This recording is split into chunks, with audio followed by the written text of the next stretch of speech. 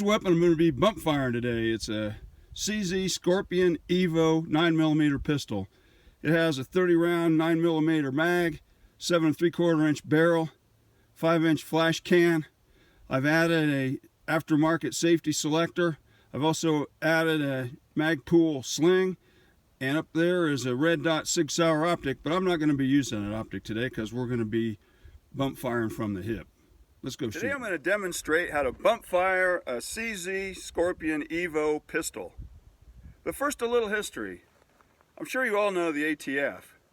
You'd think that an organization with the names alcohol, tobacco, firearms, and explosives would be a fun bunch of guys and gals, but that's not exactly the case. In 2019, they made the possession of bump stocks illegal, so folks, you can't use a bump stock to bump fire anymore.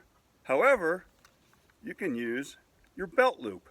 Let me show you how. First thing you have to do is get yourself to a safe environment to bump fire, because by nature bump firing is not very accurate.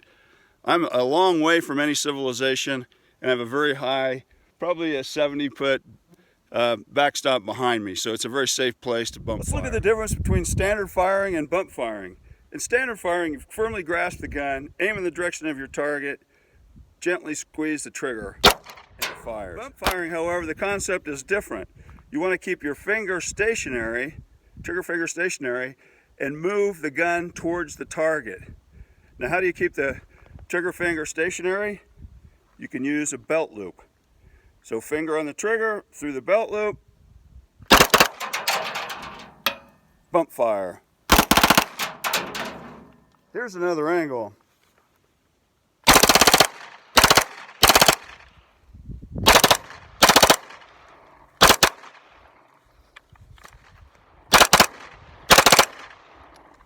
Badass.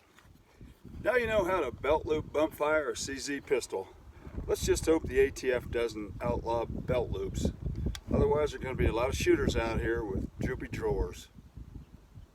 And no one knows what goes on behind droopy drawers. Behind droopy drawers.